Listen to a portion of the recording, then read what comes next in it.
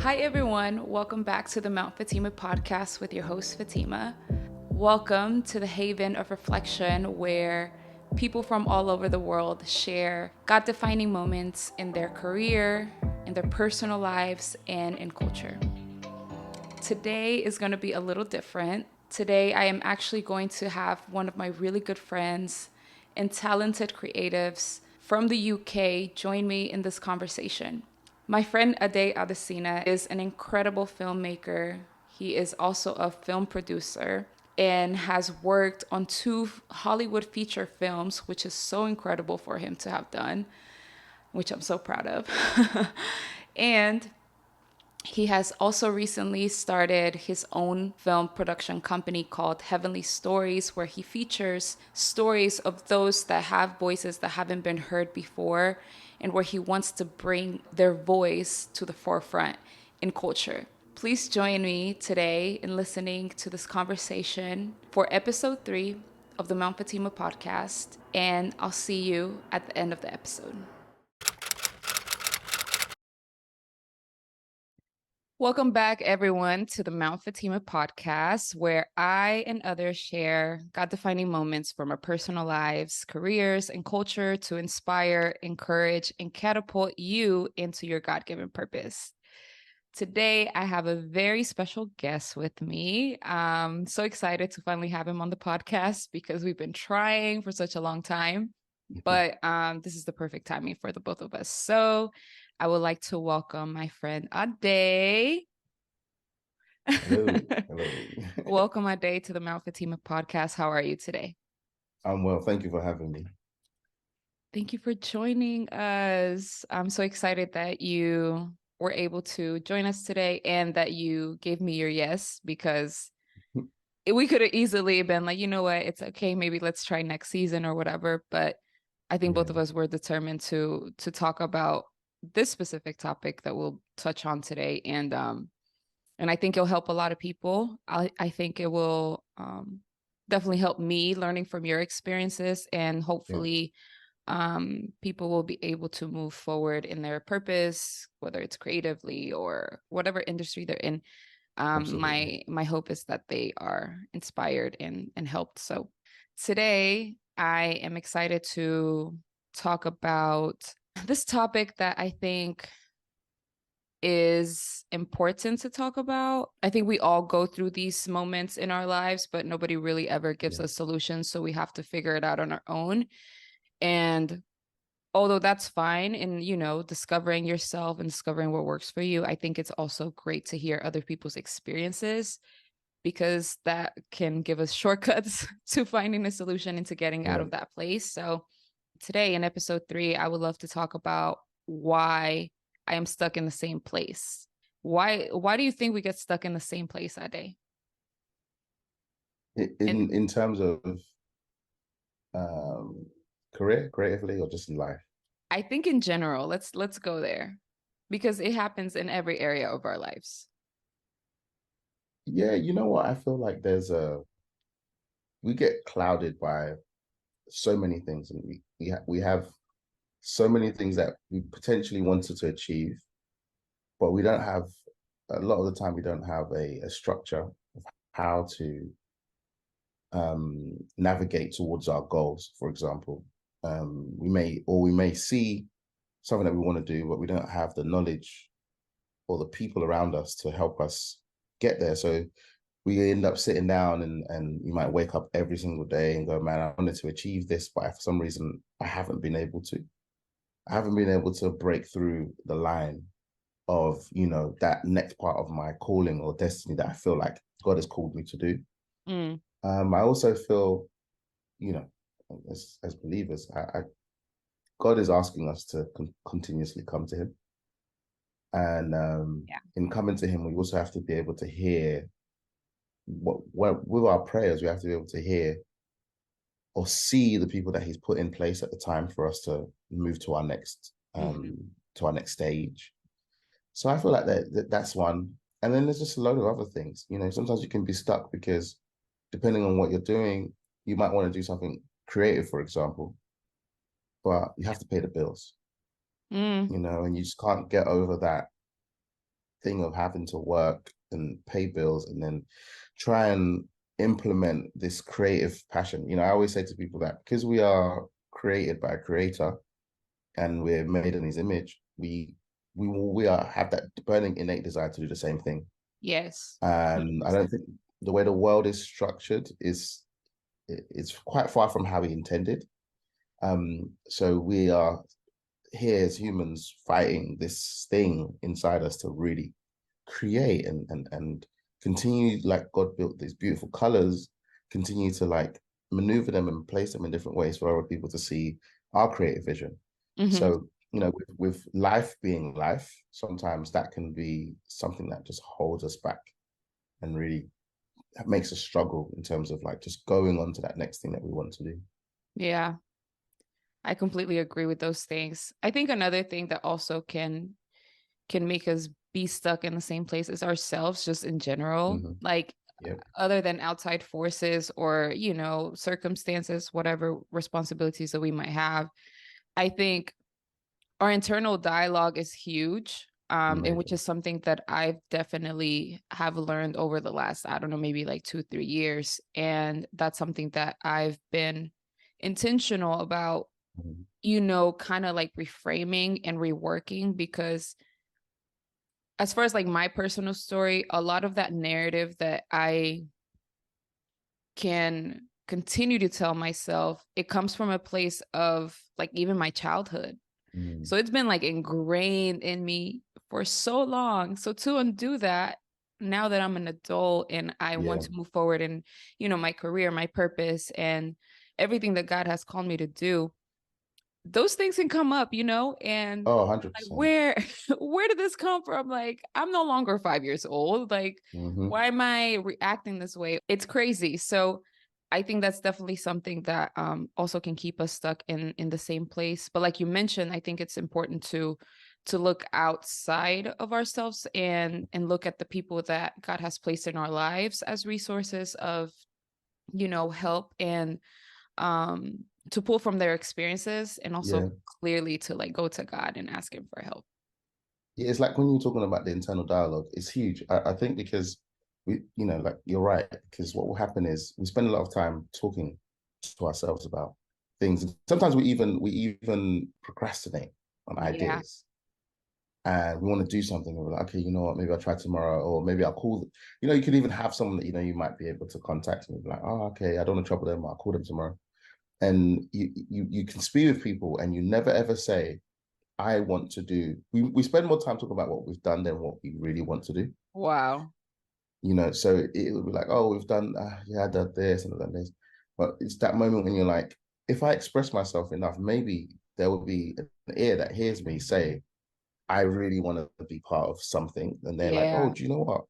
I know somebody, and, da, da, da. And that can be the driving force, the little spark that moves you to that next stage. But we Right. spend most of the time talking to ourselves about it, you Yeah. know, laying down, Going looking, back and forth. yeah, and like, oh, I want to do this and I want to do that. And then no one else really knows. Mm-hmm. Or, so I feel like that's another thing. So that internal dialogue thing is huge. And there is a lot of learned behavior from our youth that we've struggled to detach from.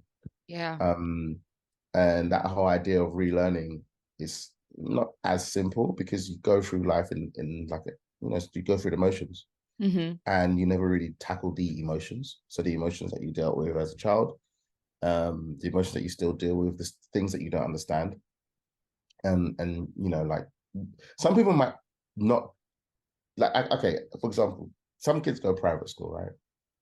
And when they go to private school, they're I was taught. not one of those kids, by the way. I know, me Public neither. school kid. Hey. Yeah, me neither. So when you understand the learning process of a kid in private school, and then you see a lot of privately educated kids later on in life being really successful, it's Yeah. because they're taught differently.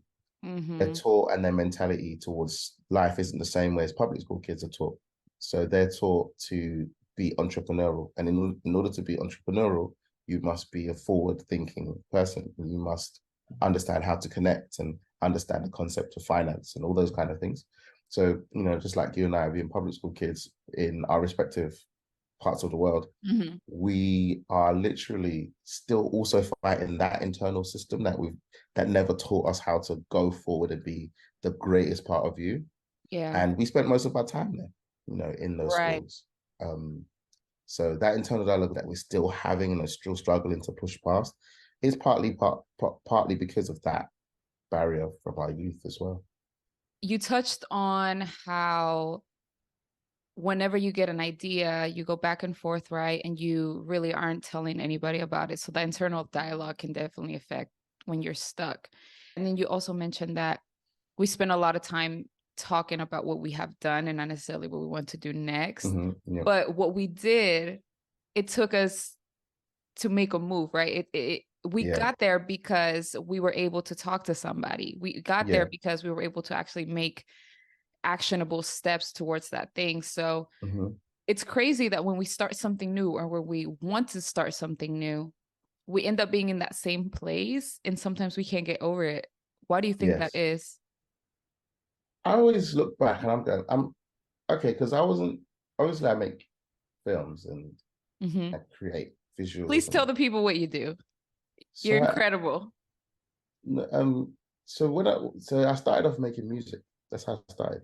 Wow. I started making music. So I'm a music producer. And I have like all these songs and and it's been so long since I've taken it out because obviously I had a transition career.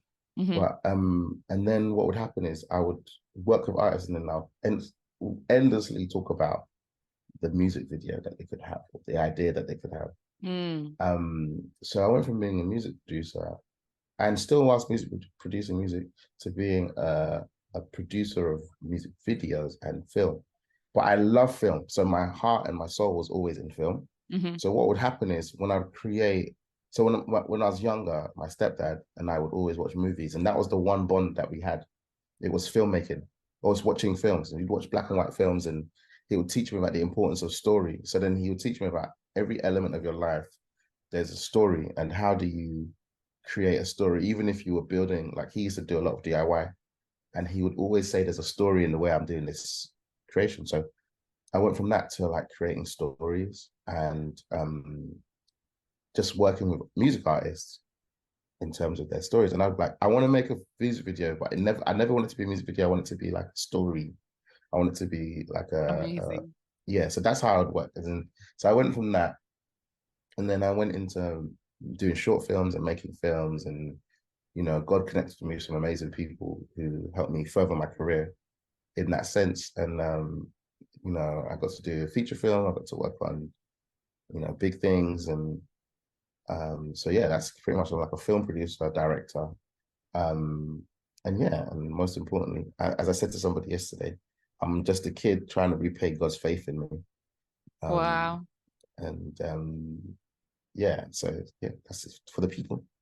And so and just going back to like the question, I think the key thing for me was when I was fighting the idea of doing what I wanted to do, I literally, like I was saying to you, I would tell the artist that, oh, I've got an idea for your song, and then the first artist that responded was like, oh my gosh, that was amazing, let's do it. But if I had sat there and I didn't say anything, I probably would have been still stuck as the guy with the idea. And sometimes you get worried because you think if I express myself, maybe people will think I'm stupid or it's not, what can you do? You haven't got the experience or whatever. And at the beginning I didn't, but I had to go and really ask God for help and study what I wanted to do. And then, I kept growing. So I think you get stuck because, as I said, you don't really put out into the universe to people who are around you, surrounding you, that God may have placed in your presence, what you really want to do. And even now, I still make that mistake. So sometimes I'll be like, oh, I'm doing this and I'm doing that.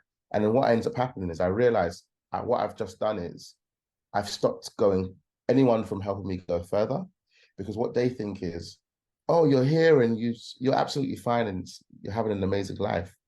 Where I'm just talking about my achievements because I'm trying to remind myself. And what ends up happening is they go, well, he's all sorted. I don't need he doesn't need help. Whereas if I'm still expressive about where I may be falling short, or where I need help, or where I want to eventually get to, Yeah. then I'll probably find myself having more of those collaborations and more of those furtherments in terms of my career.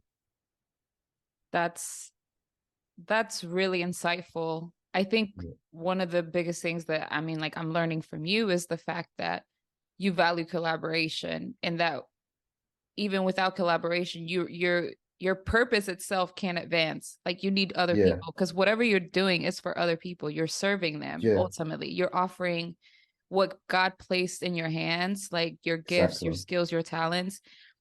You're offering it to somebody to further even their vision and their Yes. dream, you know, even with, you know, the music videos and stuff like that, or films. Like you hear about, I don't know, somebody's script and you're like, oh, like I'm the guy for that. Like, let Yeah. me help you with that. Or finding, if I'm not finding the person that can be for, your Mm-hmm. idea. And I think I always look at life as in, I always ask people, what is the thing that motivates you? What's the spine? What holds you up? So, and then I always say to my old business partner and my friends, I would be like, we can't go into a career and we could never say we are, like, you know how I said I'm a music producer, I'm a director. Mm-hmm. And then I said, oh, I'm just a kid trying to, I always believe our first and foremost goal, a job should be something rooted in really changing and affecting the lives in a positive way. And I would say, like, your producer, for example, or your director, your first job should be, how are you going to serve people and be a steward of God's way. Mm. To so that's your job. That's the Yeah. actual job. If you hold those things as your job and you're really inspired to do your job, I think you will fight even more to get to where you want to get to. So if I can infiltrate an industry and present the young man in the corner who doesn't necessarily have that fight or have that, that voice of That's reason, deep. or Mm-hmm. then can I be on that set and be like, everyone's making a film, but I'm still going to make a film, but most importantly, can I help that kid over there find God and find peace Mm-hmm. and find hope? Yeah. So that becomes that's my job. Everything else is my practice to Mm-hmm. get to, To that place. to that place. So Mm-hmm. yeah, and life is not easy, because as much as you want to do something, what tends to happen is you in doing good, people can even find bad, like, just, they'll look for it. But if you continue holding firm that your purpose is to serve the Most High, I think Amen. you will be even more inspired to do more and more. And just that relentless effort. It's like you go on the street and you, like, you get the evangelists, right? And they evangelize and they have no fear, which is what I love. At They have, all. they have no fear. They have, like, this just doesn't matter. And I Mm-hmm. know some people don't. Some people even now, like Christians I know, will tell me, "Oh, I don't think that's right." And I always have like these big debates with them, and I go, just because you don't want to do it that way doesn't mean, even if 1,000 people walk past and turn their nose up, that one person is so important. So it's the 100%. same. Yeah, so it's the same mentality as walking in to this field and going, right, I want to help someone else. And so if you can find that within yourself as your motivation, I think it will help in it, even if it's only 25% or 50%, it will be part of what pushes you past that barrier of being stuck. Right. An evangelist will go out and do the same thing every day. And a really good evangelist will go out and do things, and they'll go, right, I'm going to go to this area and I understand this. So I'm going to try it this way, Mm-hmm. and I'm going to tell people that that's what I want to go and do.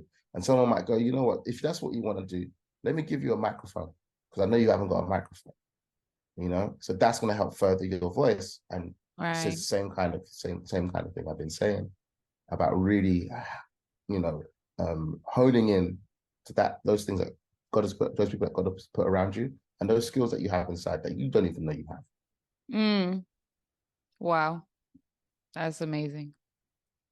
Let me take a step back and ask you, has there been a recent scenario where you have felt stuck personally, in whatever area, whether it's creatively, career, whatever? Is there a Yeah, specific moment? And then how did you get out of that in that moment specifically? yeah. I think there's several moments. So, as much as people can be um, a crutch for you, or they can be your help, they can also be your hindrance. Mm, So, in life, naturally, what happens is you try your best to create good relationships, and a bunch of things can hinder that or cause friction, or you know, I'm a man of peace, so I love to resolve all issues, for example. So there was a time where I had an issue with somebody I was working very close with, and then it meant that I had to then go on my own.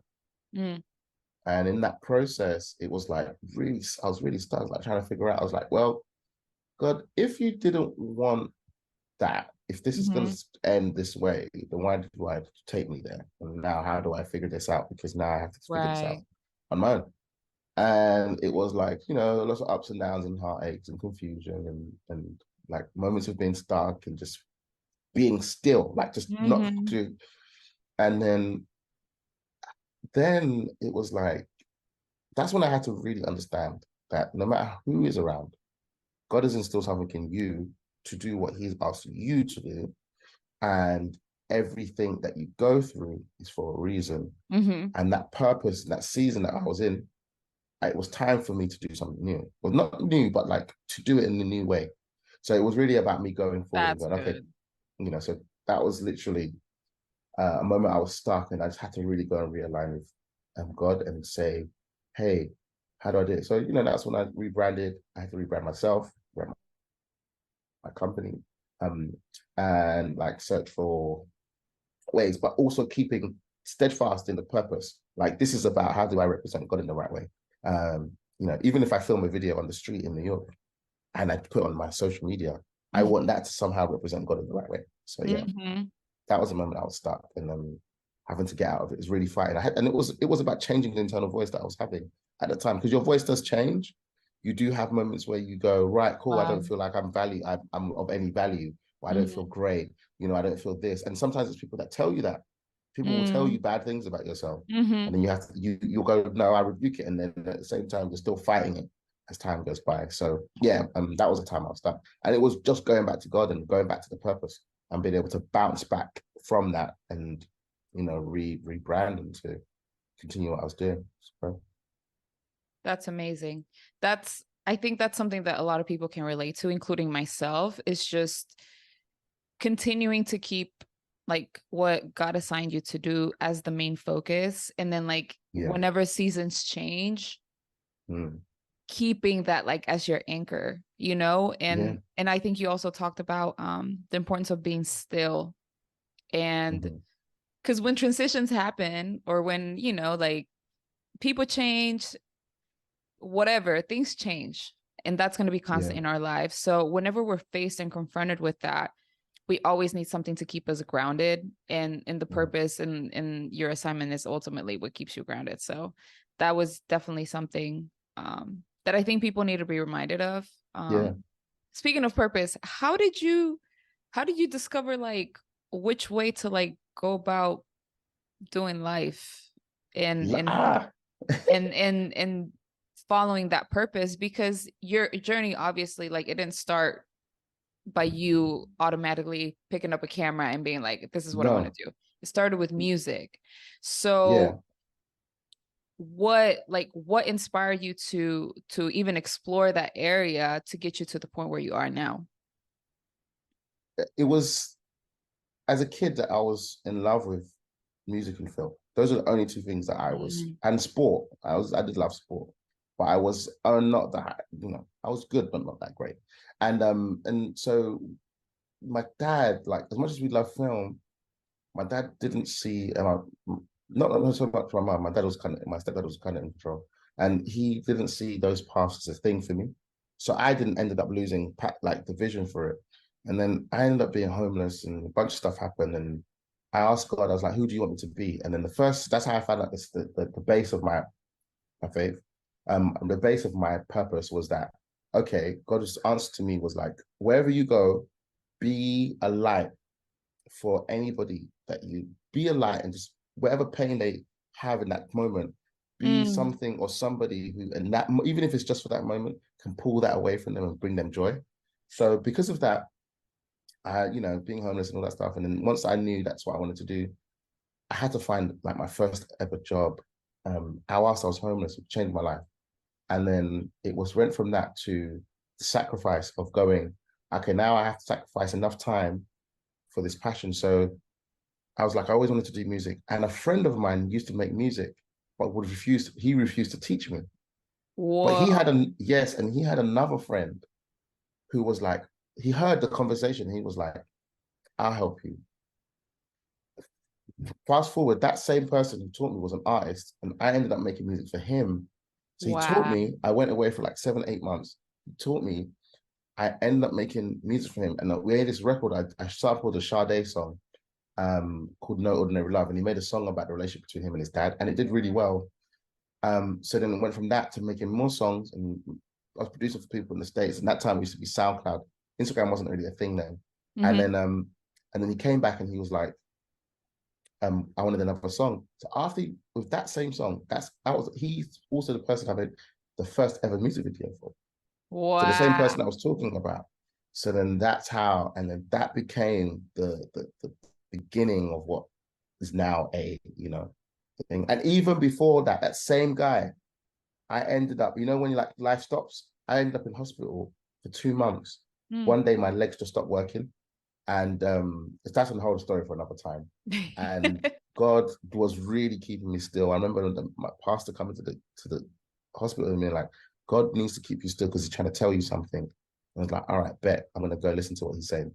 And then after like months and months of healing, there was a music video, and the same guy said to me, because you're in hospital, I understand if you feel like you can't do this no more. And something said to me, no, don't say no, fight for it. And I came out of hospital on crutches, and I went to produce his music video, and it became so iconic in the UK that it changed. Like that's when people start coming to me like, can you help? Can you help? Can you help me do this? So that was a time, and that I was literally on crutches. I was just learning to walk properly again. And so just grace of God, and that person's in my life, and that he's actually from the beginning till now being such a great light, and even me and him, we've had issues, but that's my brother, you know what I mean? So that's the story. Ooh. Wow. I have no words after that. That story is amazing. It's a testament to just like being faithful with what you have, and not letting anything that comes your way stop again like what you're supposed to do. Because that could have easily stopped you, like that incident where you were hospitalized or whatever. I was in so much pain, like I'm sure. Oh, man, it was deep. 2017, that was. Wow. 2017. That wasn't that long ago. No, it wasn't. And we actually ended up, I remember coming out and being like, it was like someone saying, you're not going to do something. And I came at the hospital hanging on like, no, I'm going to come, I'm doing it. Wow. That's literally what it was like. And I remember being on the set, having to sit down most of it and still have the strength. When you're like making film, you have to have energy. So it was really a struggle because I didn't have no strength. But every time God would give me just enough to get through. And we got to the end of it, and became an iconic moment in my life. And it changed people's lives. And it changed people's lives. And I met a lot of good people through it. That's incredible. What would be one thing you would want to share with people that feel like they're stuck right now in their own lives? You know what? I think out of everything, I think the thing I would say is searching yourself for everything you like. There's a bunch of stuff you've probably been going through and that you haven't dealt with. Find a safe place with God to speak about it, and find a safe person to speak about those things. Begin to let those go and use that emotion and transfer that into your dream and your passion, and find ways to tell your story through other people. You might want to tell other people's story, whatever you're doing, however you're doing it, and service that pain through servicing others. And that becomes a bigger healer than just the internal focus. So when you find other people, you find you'd be shocked how reminiscent your stories are. And yeah, just have an open heart and open mind and just push forward. You're gonna be stuck. Life does that to you, but you know, God gave you a life with a purpose. Just find it and just live it through and through. Ladies and gentlemen, that's episode 3. Why am I stuck in the same place? It's very comforting to know that every single struggle that we deal with is not something that is isolated to us alone. Usually, there's somebody near us that has already gone through what we have gone through, yet we have not asked them the right questions to draw out the wisdom out of them that can help us in our own struggle. Today, I want to leave you with this challenge. Look around your circle of friends, family members, mentors, spiritual covering, and ask yourself, am I asking the right questions to draw out the gold out of them? Ask yourself that today. And remember that you are not alone, that there's always somebody that's there for you. And even if it's not a physical person, there's one that will always be near you, and his name is Jesus. Trust me, I know this myself. In the lowest moments where I felt like I couldn't get out of the mental rut, the mental confusion, in moments where I felt like I couldn't move forward, in moments where I felt like there was no way out of my situation, Jesus met me there. All I had to do was surrender. All I had to do was be honest with him and let him know that I actually needed him in that moment. You can do that today as well.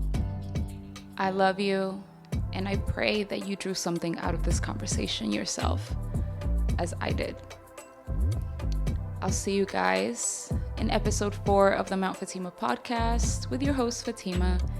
Make sure that you subscribe, that you like the video, that you comment below, down here, what you drew out of this conversation, and I will see you very soon.